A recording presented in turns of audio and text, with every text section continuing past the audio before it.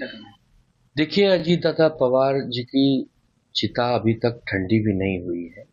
महाराष्ट्र ने एक बहुत बड़ा नेता खोया है, बारामती में अपना लाल खोया है, और उसके बाद भी हम देख रहे हैं, सुन रहे हैं मीडिया के माध्यम से कि आज सुनेत्रा पवार जी शपथ लेने वाली हैं उप मुख्यमंत्री।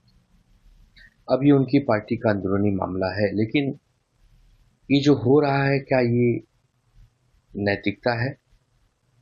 क्या ये शोभा देता है किसी भी राजनीतिक दल को कि जिस नेता की चिता अभी तक जल ही रही हो, 2 दिन भी नहीं बीते हों?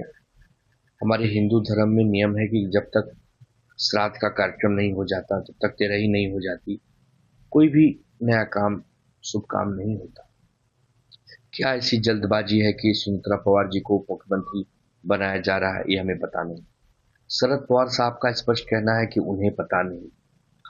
ये एक गठ है जिसका नाम है राष्ट्रवादी अजीत दादा पवार गठ।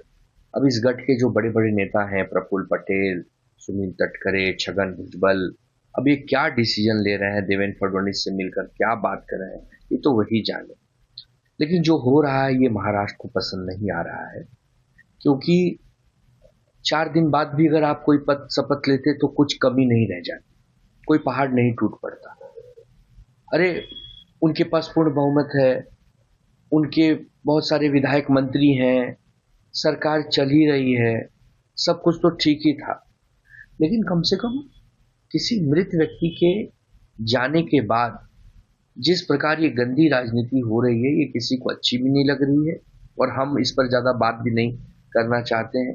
ये हमारी पार्टी की तो बात है नहीं, ये तो अजीत दादा पवार की पार्टी की बात है। उनका कौन नेता उप मुख्यमंत्री बनेगा, कौन मंत्री बनेगा, कौन राज्यसभा जाएगा, ये सब वो तय करेंगे। लेकिन इतनी जल्दबाजी क्या, मतलब क्या ऐसा कारण है कि इतनी जल्दबाजी है?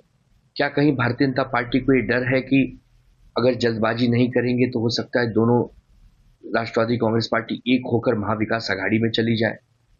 ये भी हो सकता है कि अपना समर्थन वापस लेकर इस सरकार से वो बाहर निकल जाए और अपना अलग से राजनीति करें, कुछ भी हो सकता है। तो अब ये तो भारतीय जनता पार्टी जाने, अमित शाह जाने, देवेंद्र फडणवीस जाने। हम तो सिर्फ यही कह रहे हैं कि जो हो रहा है अच्छा नहीं हो रहा है, ऐसा पहले कभी नहीं हुआ है। बड़े बड़े नेता की मृत्यु होती है तो 2 दिन, 4 दिन, 10 दिन तक सब शोकाकुल रहते हैं, लेकिन यहाँ पर तो लग रहा है कि जिस दिन चिता जल रही है उसी दिन से बैठकों का दौर शुरू हो गया है।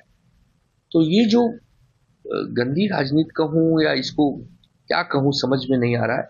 बट हमारी पार्टी का इस पूरे व्यवहार से कोई लेना देना नहीं।